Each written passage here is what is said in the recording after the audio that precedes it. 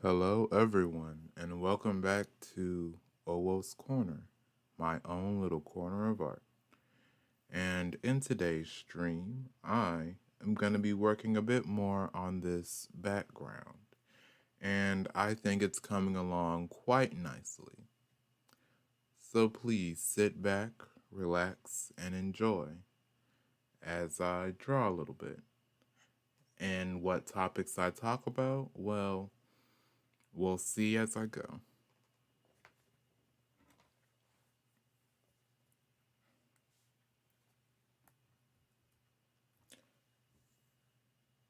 So right now, I'm simply working on drawing some of these backgrounds right here. I didn't do much off stream because I was working on a different project. But it's all good, it's okay. I'm just gonna start working on this now.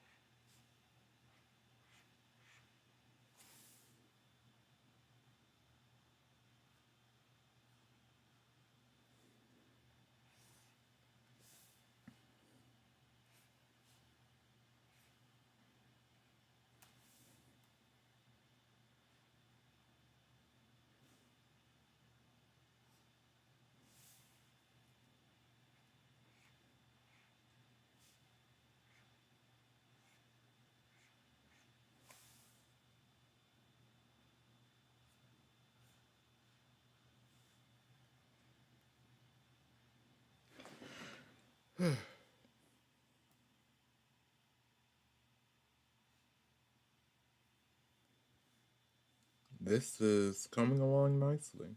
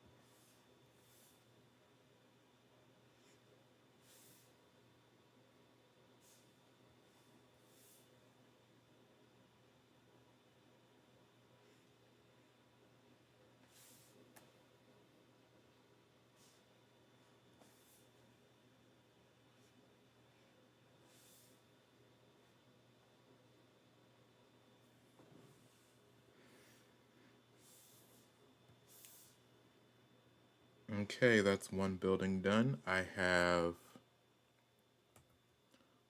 let's see here.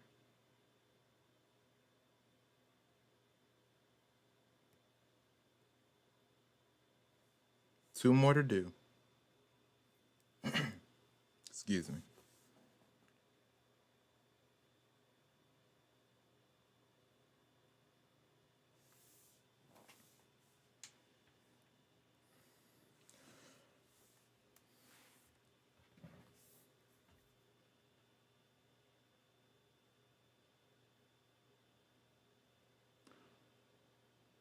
I wish I knew how to feature my chat in my streams. I would certainly do it if I could. Hmm. I may have to play around with some stuff like resize. I may have to like resize this screen, add a smaller screen that has the text chat.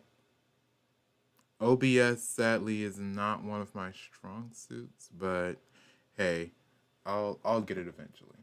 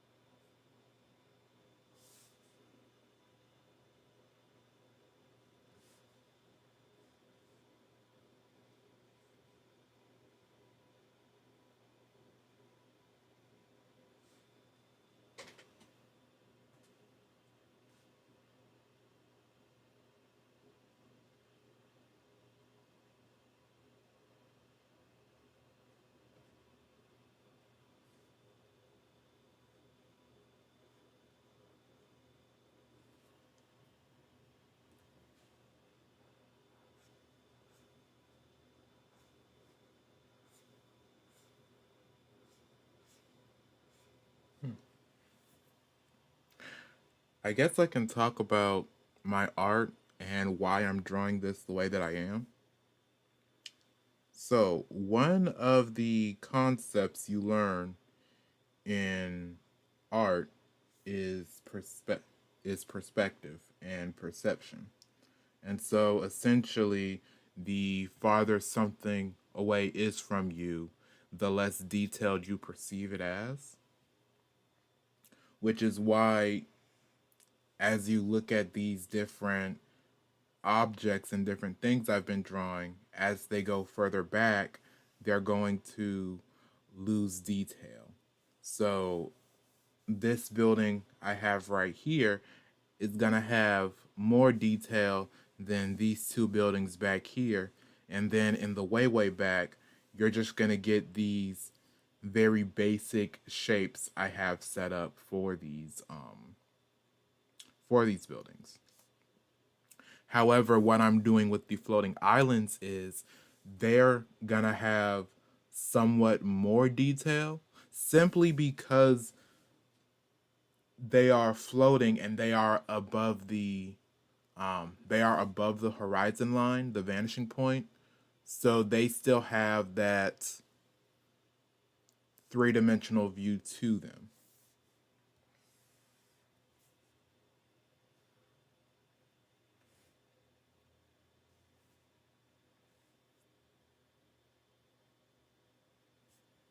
And these are different things, different concepts that artists, animators, and the like love to play with, especially when they're trying to sell a realistic world or a more alive world, I guess you could say.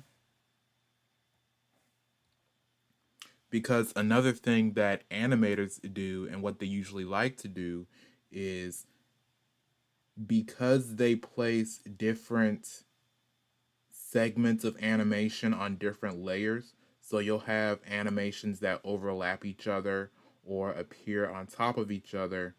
They have then learned to also use that same principle to break up their backgrounds and other segments of art. And you'll actually see that with some concept artists too, is many concept artists, they've also taken that principle of breaking up aspects and breaking up segments in order for them to easily draw very highly detailed segments for their concept art. And then what they'll do is they may copy and paste it in, or they'll use samples and they'll just print those samples onto a greater, more detailed piece that they've worked on. And I am working on my concept art. Sadly, I am not a concept artist first. It doesn't mean I'll never be. It's more so that what I've worked on recently is my ability to animate well. So that's what I've been working on recently. But I am going to start working on my concept art more because I see these beautiful matte paintings and these beautiful landscapes that concept artists do. And I want to do the same thing. Like, one of the things that isn't really talked about is really how much artists draw inspiration from each other or how artists inspire each other, which is an amazing, beautiful, and transformative thing. Like, we as artists, we oftentimes, what ends up happening is we will compare ourselves to other artists and we'll say, why can't we draw like that? How do we get good like that? Like, my stuff is poop compared to that other artist. But I think that if artists take a second to just take a deep breath and accept their current self, then instead of getting into that negative mind space, what they can end up doing is actually drawing more inspiration from each other and from each other's art styles. You can actually see that many artists these days, many contemporary present day artists, they actually draw a lot of inspiration from artists of the past, like Monet, Manet, Van Gogh, other artists like that. And I would say that the whole inspiration thing, or artists taking inspiration from each other, this may be strange to hear from me, but you actually see a lot of inspiration coming from NSFW artists, artists that draw risque content. And what I mean by that is NSFW artists aren't copying each other. More so, you can tell that certain artists have learned from other artists. They've learned to pay attention to more detail or add more landscapes or pay attention to certain things and settings like that, which is a good way for them to grow, develop, and learn. And it can also be said, what's the proper word? Libido is a good motivator. But like, you want your stuff to be good. And NSFW artists, they definitely have specific intentions for their work, so they want to make sure that their work looks as good as possible. Which isn't a bad thing, okay, guys? Art is art. If there's one thing that is a message I will preach to the cow comes home, if there is one message that I want to be a staple, at least for my channel, is art is art. Okay, there is no such thing as bad art. You're just better than you were yesterday or the last time you drew. So there is no policing art or telling people what what art is good or what art is bad. Art is art.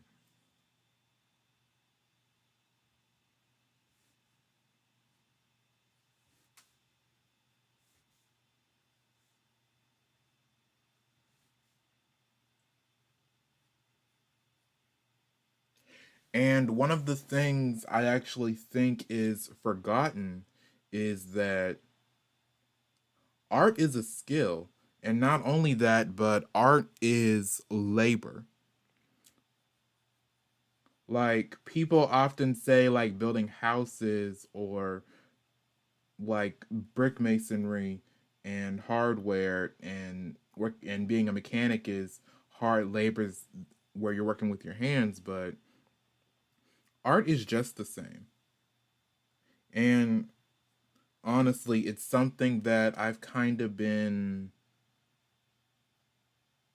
scared about, I guess, because at least when I was really young and around my high school years, I very much loved art. I very much loved animation and graphic design and stuff like that. But there was also this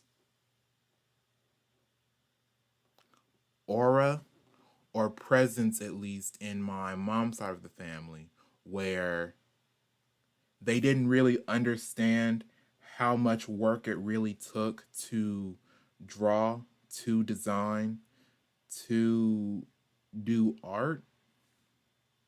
And so like they would say like these sometimes they would say like these backhanded like little quips like, "Oh, I can draw," or "Oh, drawing is nothing." And it's like and they would say like, "Oh, get an actual job," or "You're doing actual work." Whenever I would help my uncles when they would like do work around the house for my mom, like they would say, "Oh, now you're doing real work." And I'm like, "Dude, don't disrespect my field." And like and like I'm not just saying this because I don't want people to disrespect art, more so that if you are an expert in your field or if you are pursuing a field that you have competency in, then it's insulting it's insulting to hear your expertise or your chosen field be shat on or be disrespected because you put actual time and effort in there. Like if you actually love your craft and if you're actually like putting in the extra work to get as good as you can, to hear someone like blatantly disrespected and say, "Oh, you're not doing anything. Oh, you're just playing around," or "Oh, you're doing nothing." Like that strikes a chord because you know what you're doing and you know you're good at it or at least decent or you're definitely more skilled than those family members or those people who are close to you that feel the need or the freedom to blatantly disrespect what you put your hard-earned time and love into. Like there were times where I would literally put my computer in front of family members with my drawing tablet and I'd say, "Okay, since graphic design is so easy, design something, draw a circle." And they can't do it. Like I'll ask them, "Do you know what a gradient is? Do you know about color theory? Do you know about complementary colors?" And they couldn't answer my question. And I'm not gonna lie, a portion of that was, trying to one up them, but it was also me educating or at least trying to educate my family that hey, this is actual work. People actually put their time and effort into this stuff. So you can't just debase it like that. Because what if I said, "Oh, you're just you're just putting in new brake pads in the cars, or oh, you're just taking the engine out and cleaning it a little bit. Like, do you know how insulted that would come off as? But like, I never did say anything like that.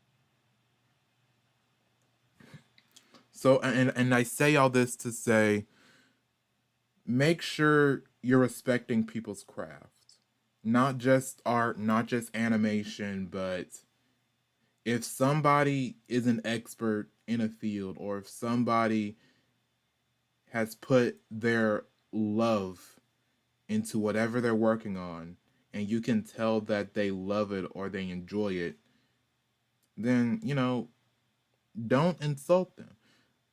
And I'm not saying like, okay, everyone has their dynamics.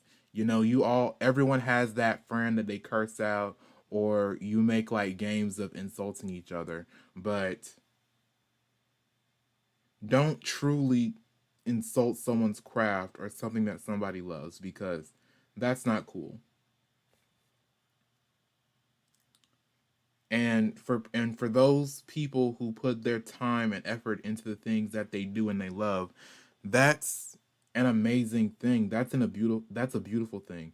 It's beautiful to have something that you love and something that you truly like and enjoy doing, and being able to share that with people, let alone if you're really good to make money off of your work. Like, that's amazing. That's a beautiful, wonderful thing to have and to love doing. Because if I'm being completely honest, not many people have that luxury, or not that many people think to do what they love. Many people, they just get a job to work or get a job because they need money. But to go to college for a job, to love to do something so much that you dedicate not just time on the clock, but off the clock to get better, to expand and grow, that is a beautiful, amazing thing. And I would argue that it's even envious. Like, it is envious to have the knowledge that you have on whatever subject it is you're majoring in, or whatever subject you love.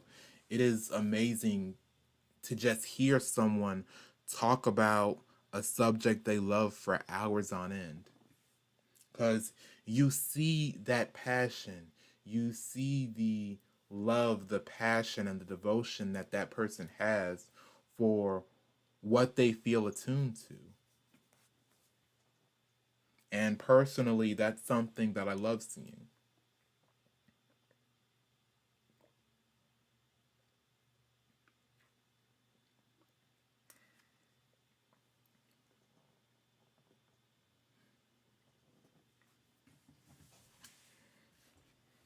Like my own mother, she cares for plants. My mom loves her plants. She has at least, I think, maybe 8 or 9 plants in this house.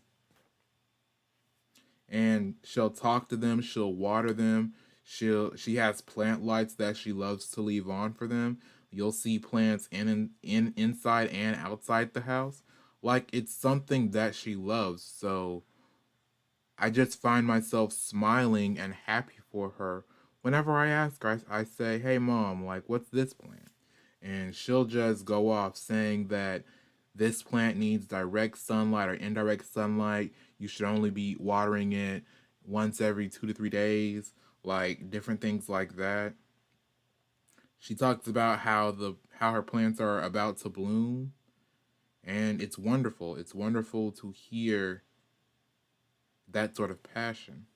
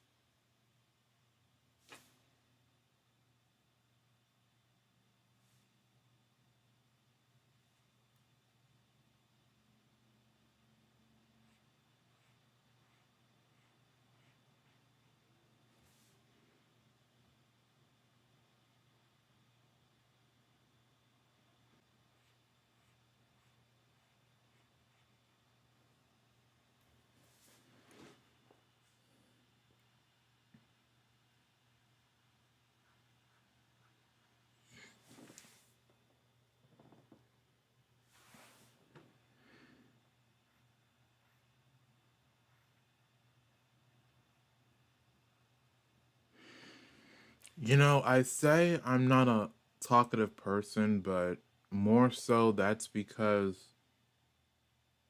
I just haven't really found subjects to talk about. Like, if I'm being completely honest, I'd have to say that my most talkative time is likely when I'm deep in thought or when I'm like trying to be philosophical. Like when my grandmother was still alive, she and we would like talk about philosophy a lot of the time. And it wasn't like these big arguments. It's more so like just talking, like we would spit off like what ifs, or if that's the case, then why not this? And it was just nice discussion, and that's really something that I miss. Now, sadly, I do think that philosophy is philosophy and nuance is not in a good place in this era.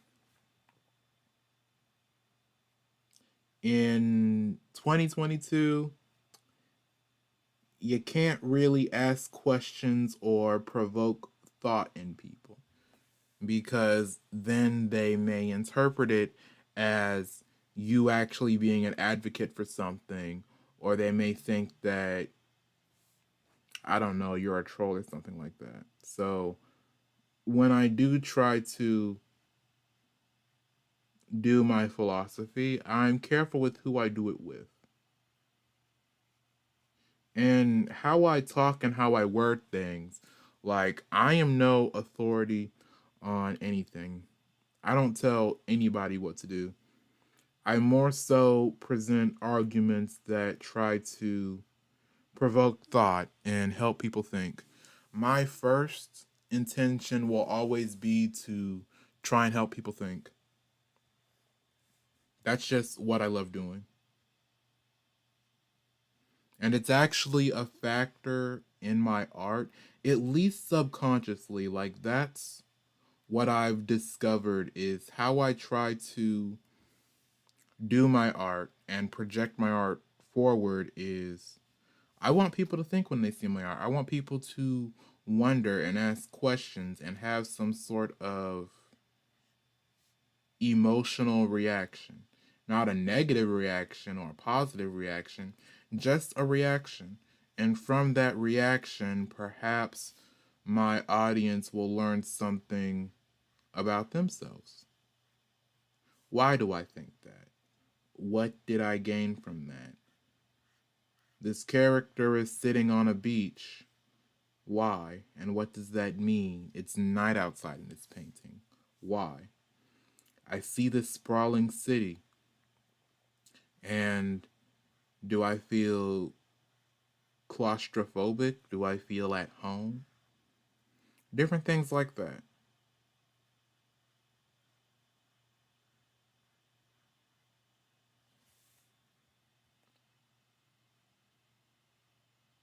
I mean, I think thought provocation is something that is missing. I do think that people, they may jump to conclusions too fast nowadays. I think we all need to slow down, stop, and think at least for a second or two. And perhaps if we all just took 5 seconds to calm down, stop talking, and let ourselves think for a moment, things would be just all right. But hey, at this point, I'm just talking to talk, just to buy time and eat time.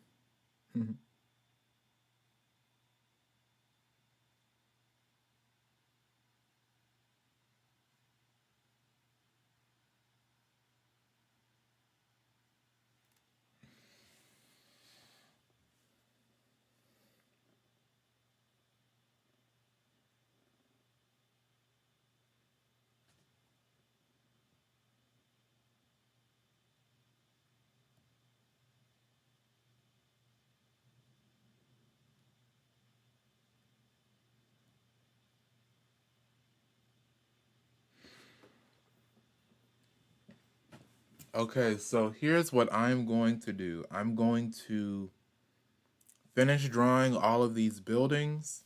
More than likely, what I'm going to end up doing is just using the rectangle tool to do these buildings in the way back over here. And then I'm going to do these sky buildings in. Oh my gosh, I just love these. Okay, I am a fantasy nerd. Okay, I'm a fantasy buff. Like I never could get into steampunk, but things like Final Fantasy, No Game No Life, other fantasy stories. Final Fantasy is a big one, but I just love the ideas, the idea of having floating islands and airships. Like I think I might just add. Ooh, that's another thing I can do. Like have a whole airship service in Witches 13. I mean, hey, magic and science exist, so that's perfect for airships. Where it's like this company, it could have the history of being like maybe it could have been like in production like before the Cascade, like perhaps there was a effort to create sky cities or sky homes in order to preserve people. So that was when Zeppelin research and hot air balloon research really advanced to allow for, you know, longer capacity and longer sky duration, fewer fewer landings, and perhaps even like midair fuel fuel refuelment or whatever. But then after Magic returned, it's sort of this company, this service had a sort of revolution or economic boom to where because Magic now exists, they were able to advance their research for more sustained flight. You see, I'm coming up with stuff midstream, guys. Like, this is what you guys are here for, to hear my ideas and my thoughts.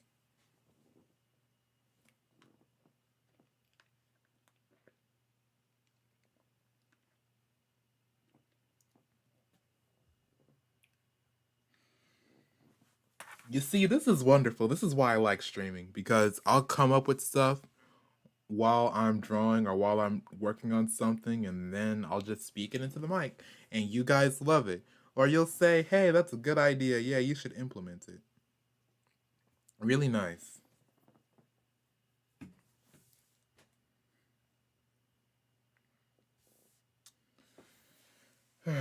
What's next? There was another set of buildings. Oh, yeah. I have to draw these buildings on the side now.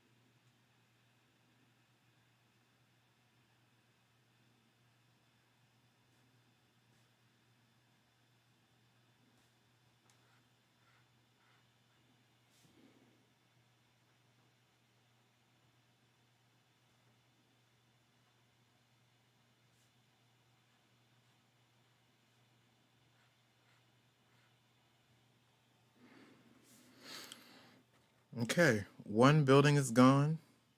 Now I'm about to add the next two.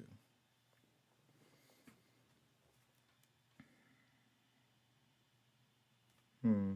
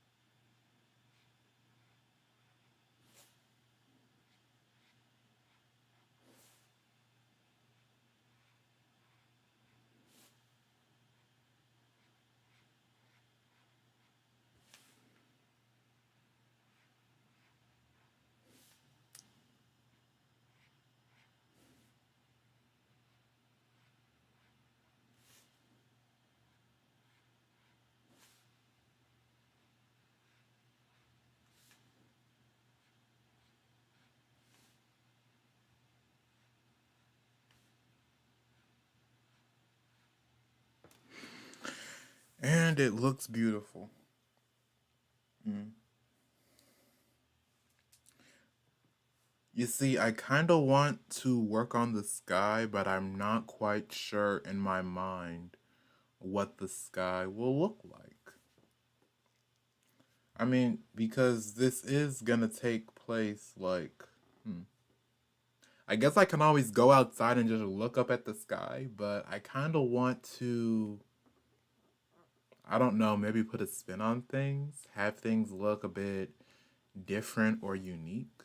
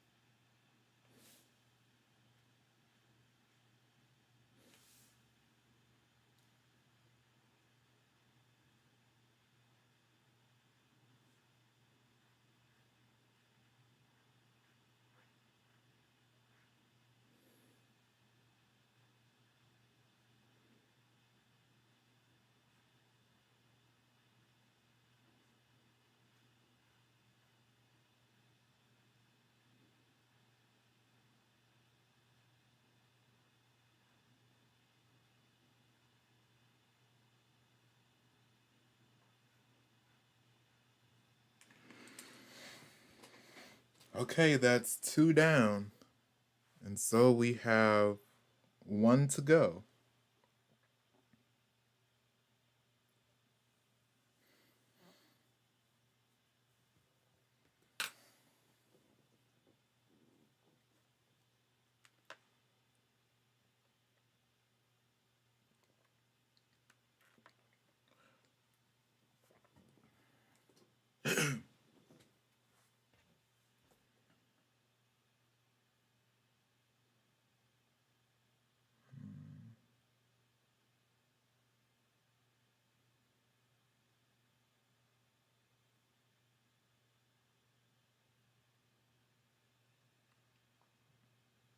Let's see here.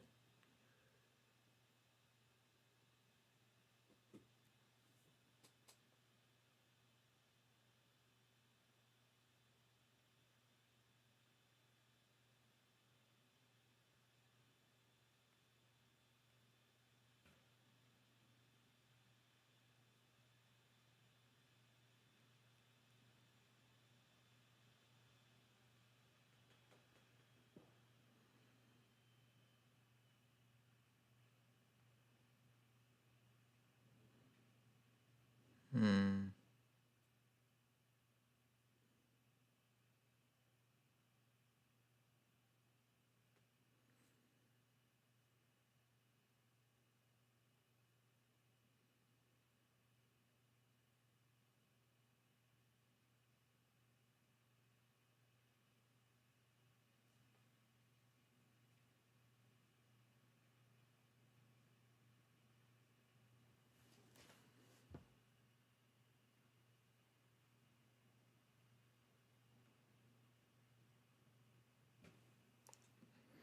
I'm just taking a second, a small breather.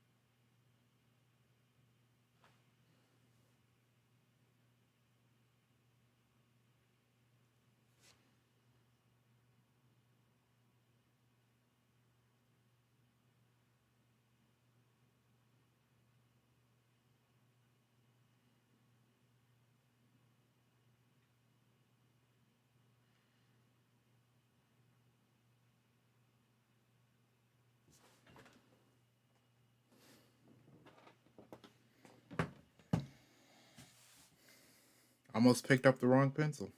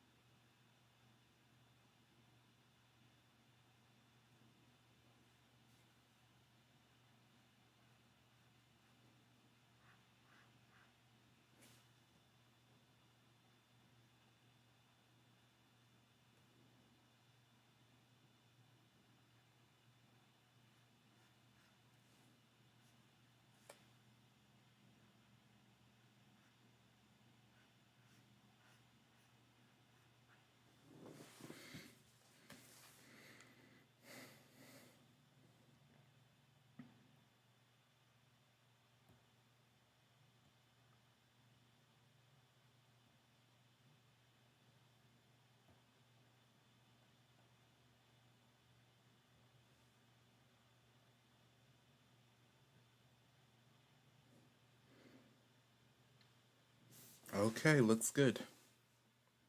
Now we just need to work on the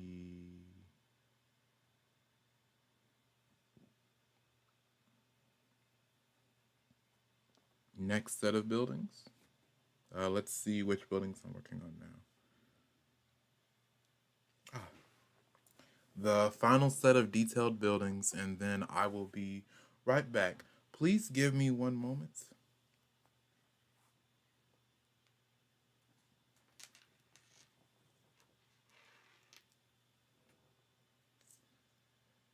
One second while I mute my microphone. I think this is.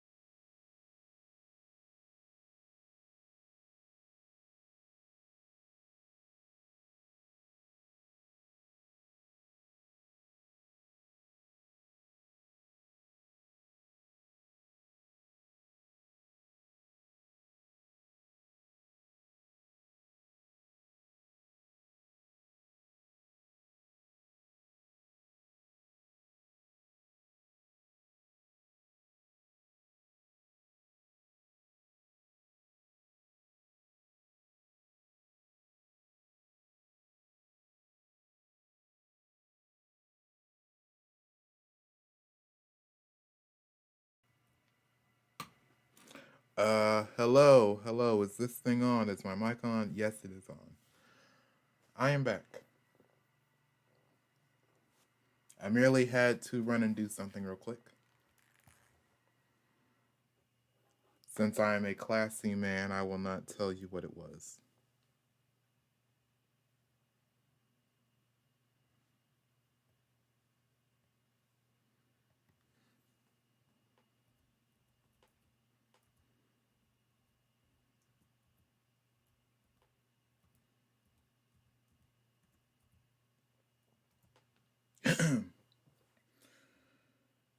Okay.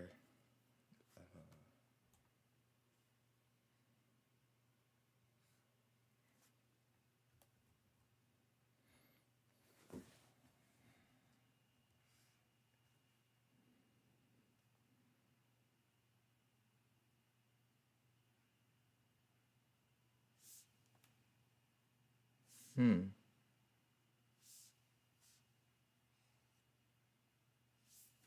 That's strange.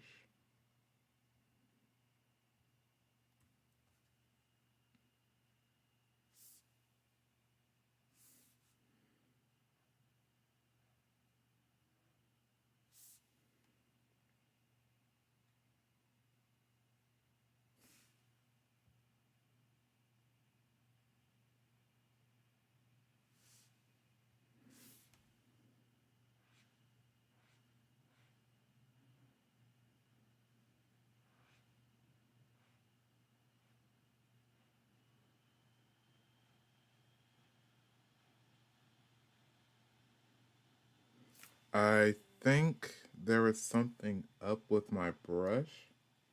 So let me just. I already saved it, so I'm gonna purge it real quick. See if that fixes it. See if that fixes the situation.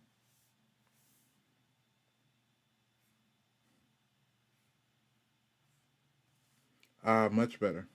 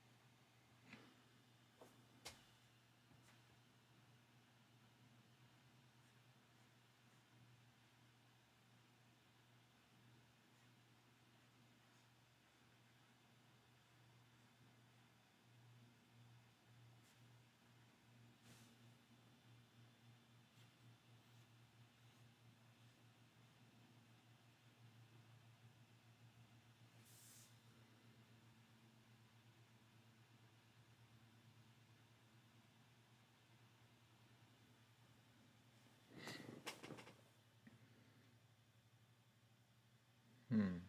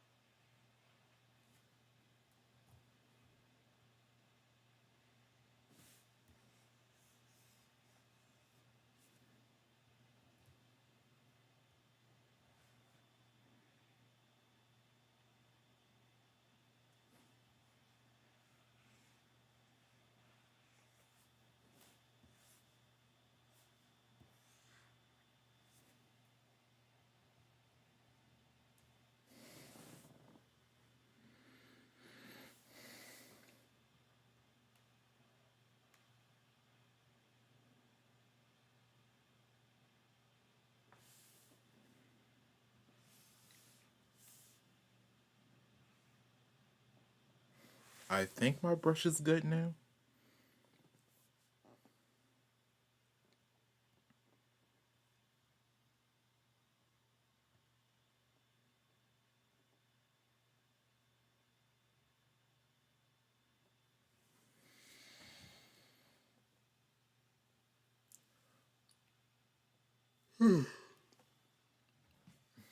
Excuse me.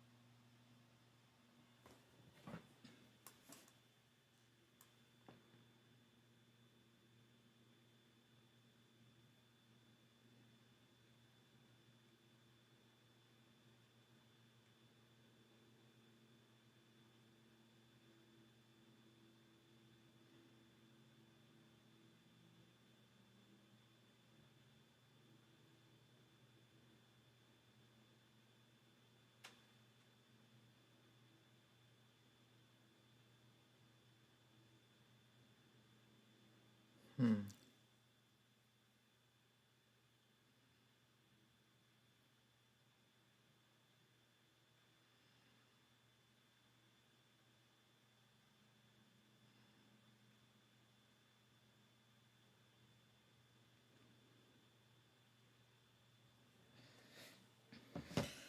So I just noticed something, but my brush is slower for some reason.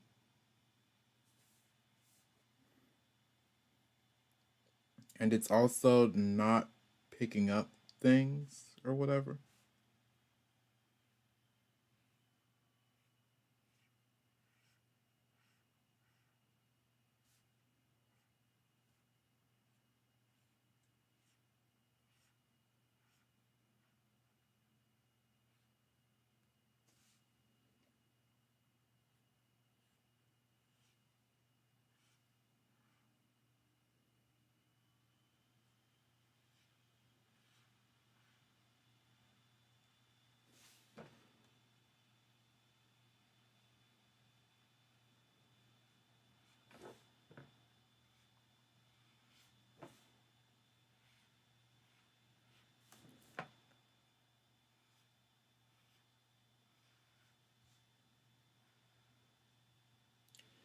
I may have to change the command keys on my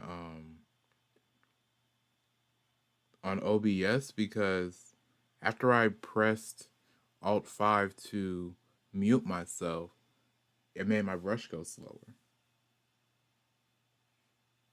And the downside is I don't know all of the Photoshop shortcuts. So I might have, I don't know, messed something up or done something that slowed down my brush.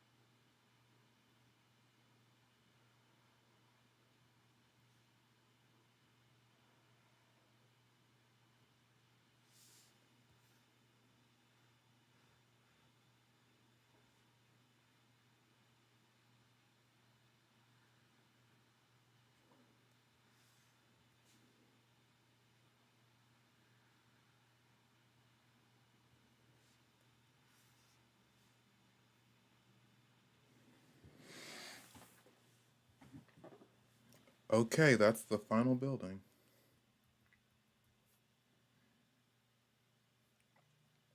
Well, that's the final highly detailed building.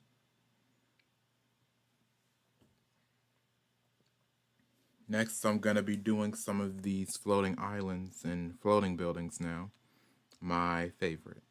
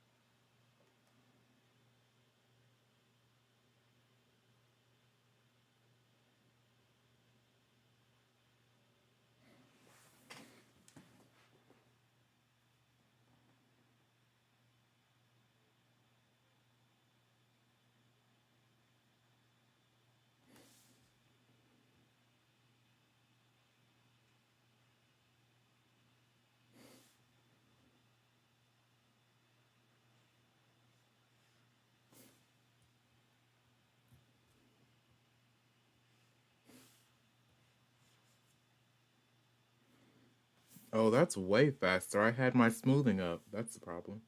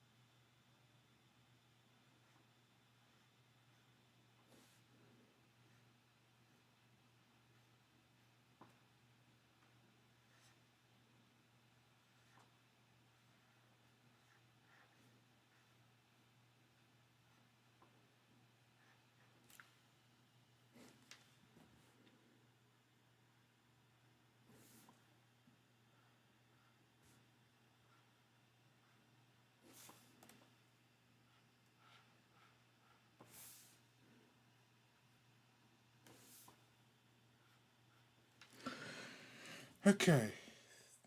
Everything's coming along pretty nice, pretty good. How's everyone doing in the chat?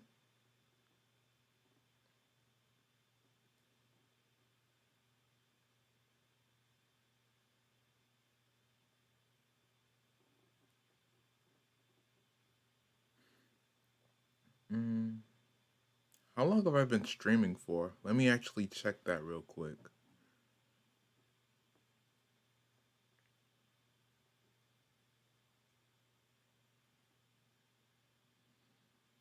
Almost an hour and a half. Okay, I'm gonna keep going. Let's keep it going, keep it moving.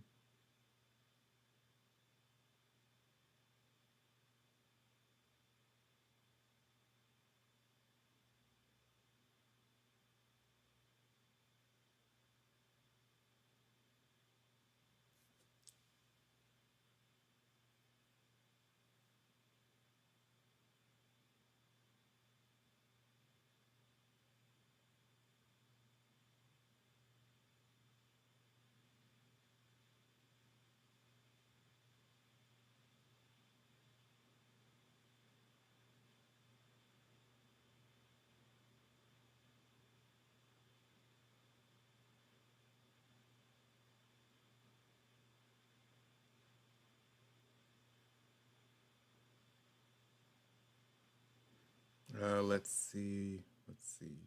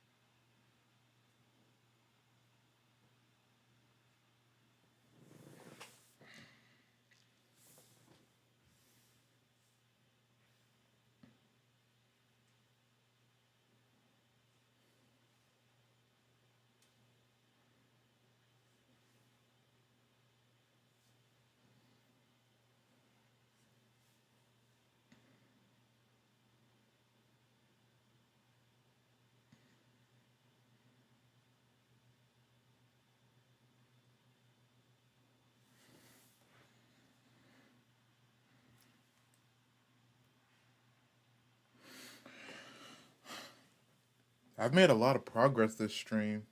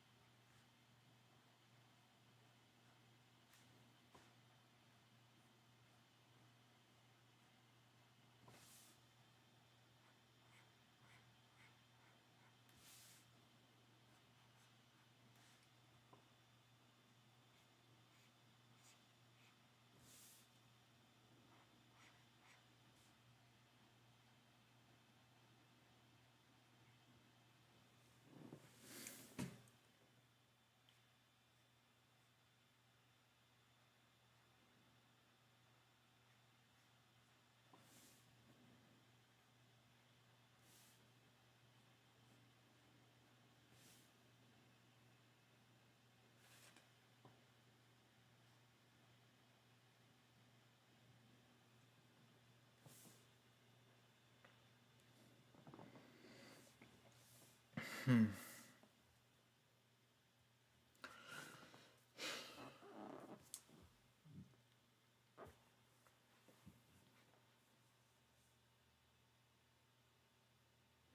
Sometimes I like to stop and I like to remind myself of the world I'm creating.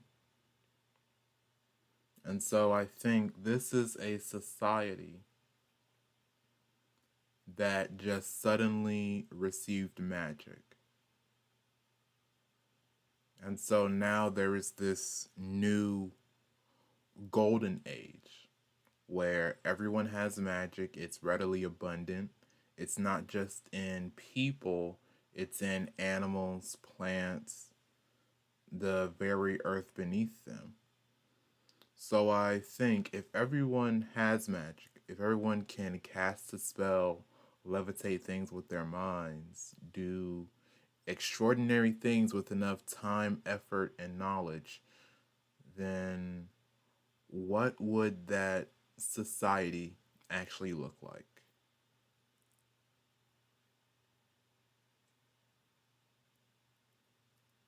And so I like to start with a utilitarian view first. Since magic is everywhere, since everyone can use it, then obviously people would try to find a way to bend technology and magic. So, more than likely, there would be spells or certain devices that can run off of magic or at least electricity that's produced by magic. So, that means things like cars that run off of magic are a thing, cell phones and other devices that can just be recharged with a snap of the fingers. And with things automated like that, then, and keep in mind, like, I used to be an anthropology minor before I switched majors. So I do have knowledge on, different cultures and cultural groups. And so with automation, especially with the ease of automation, like entire factories could be run by just a handful of magic users. Things like, what is it? Things like housing and food can be done rather simply and easily. Even if someone doesn't want to transmutate like rocks or something into corn, then at the very least, magic users can create spells that cause different farm tools to work by themselves or can cause crops to grow faster. So I think that in this show, society would definitely shift into something more commercial, something definitely more commercial and consumer based. And things like housing and employment, while there would be a few vacancies or at the very least reduced roles due to magic being a thing, there would also be more jobs and more roles created. Special schools that teach people how to use magic, or even special schools that teach people how to use a certain type of magic. Because I do think that basic magical incantations and lesser magics like cleaning or levitation, telekinesis,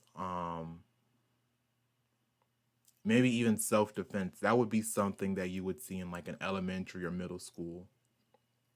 And then when people get to high school and college, that's when, if they so chose, they can do more advanced things with magic. But for the most part, I do think that common curriculum in school would teach children like basic things that can be done. And then you have magic at home. Definitely, parents would try to teach their children some basic magic as well, like perhaps recharging devices or starting the car, or perhaps like something self defense, like a defensive spell or like a shield or something, like basic things like that. And then you also have things like common human instinct that also plays a factor, because we're not just because we're both nature and nurture. So obviously there is going to be like reflexive magic or things done in response. Though that type of reaction would be, I wouldn't say weaker, but less cohesive than an actual spell. And I'm continuing to think, like, how would this world actually function, and what kind of jobs would there be?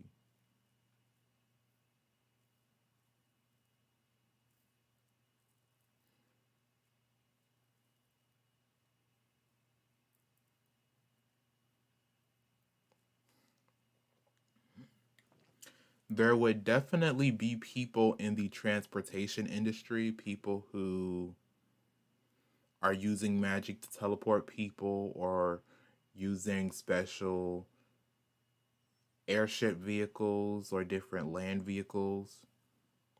On the subject of housing, because I really want to think about what housing would look like.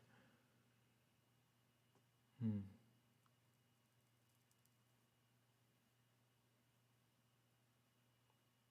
I think it would. I think housing in and of itself would be rather diverse, because people could essentially live wherever they wanted to.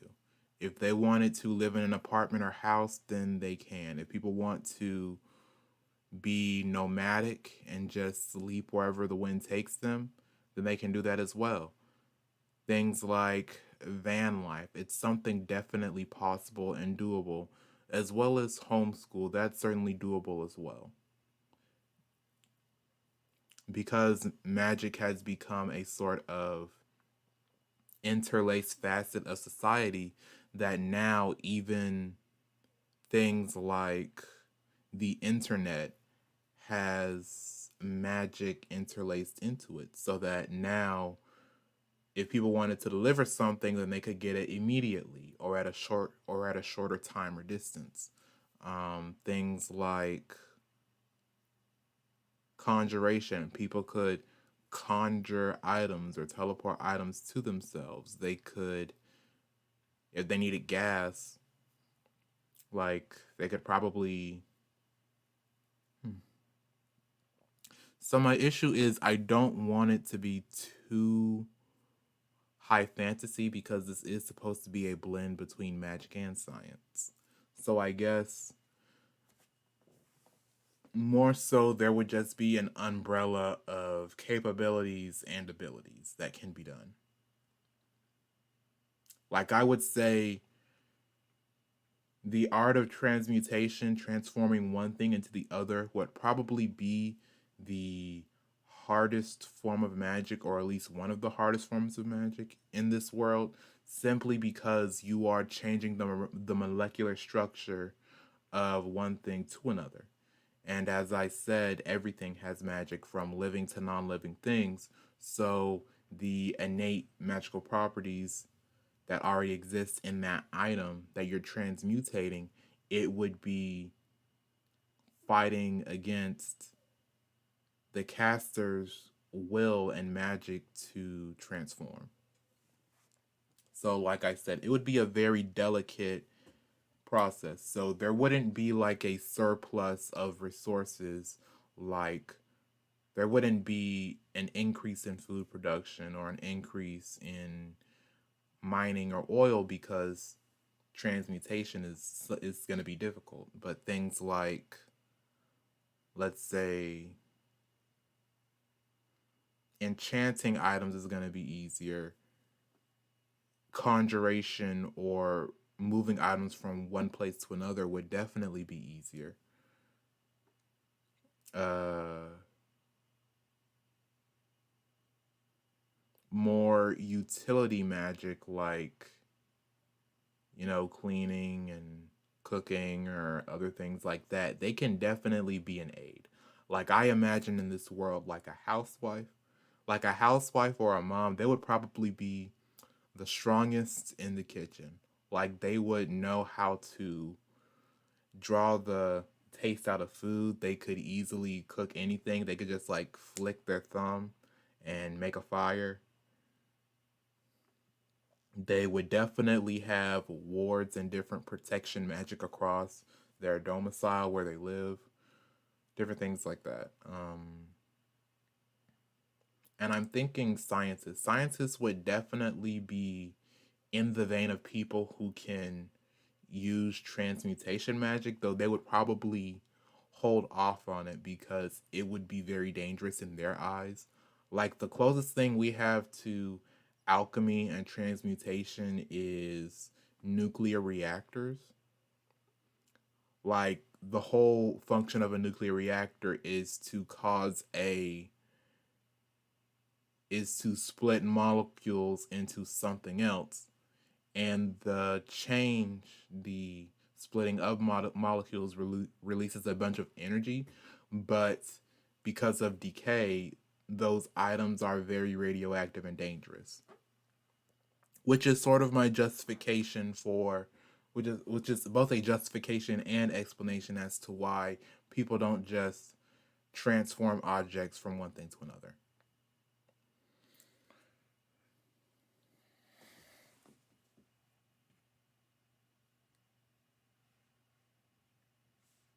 And I know I don't have to rush it. I do still think I need time to just think and process what I want for this project and what my true intentions and plans are, because this is a lot.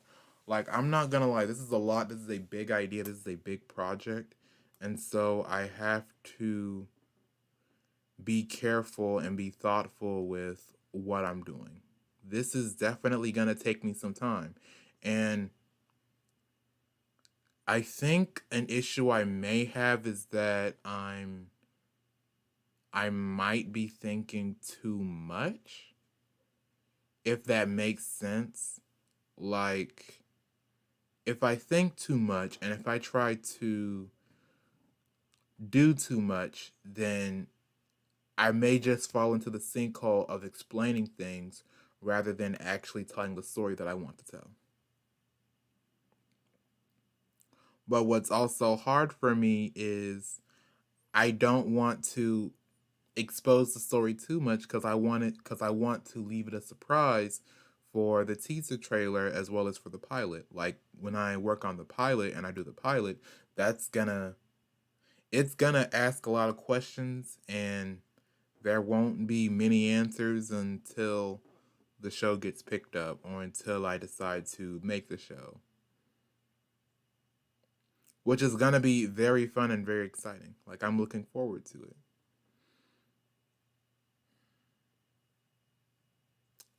Gosh, I think I've just been talking, talking, talking, and I'm glad you guys have just stopped to listen to me. Whether you want to listen to me or not. But anyway, I think I have eaten up you guys' time for too long now. And yeah, I think I'm gonna call this stream to a close. This is the progress I have so far. Well, not quite. Let me 1 second. This is the progress I have so far. So I finished the walkway. I drew the line art for these buildings in the foreground. I finished all of these more detailed buildings in the background. Now I just need to do one more big sky island and a few of these free floating buildings in the back. Then I just need to color, and then I'll be done with the background for scene 3. Well, I'll have to export it and then I'll be done. But anyway, this has been fun. This has been a really nice project. And I'm glad I have my new microphone so you guys can listen and understand me. I hope my I hope my voice isn't that annoying. But anyway, please be sure to like, comment, subscribe, and share even if you want to. It's not a requirement. Just, if you like me, if you like what I'm doing here, and you want to share me with other people, I mean, I think of myself as a fairly interesting or decent guy. Like, I don't consider myself annoying too much. Maybe a little bit, but not too much. Anyway, I'm still rambling. I'm sorry. Like, comment, subscribe, share if you want to. And this has been Owoh's Corner, my own little corner of art. I'll see you guys in my next video or stream. I'm thinking about streaming, not streaming, but I'm thinking about making a video about character design, what goes into character design, and maybe a separate video on like drawing sex appeal. Like, I know it's an interesting topic and I'll save it for later. Anyway, yeah. This has been Owoh's Corner, my own little corner of art. I'll see you guys in my next video or stream. Bye.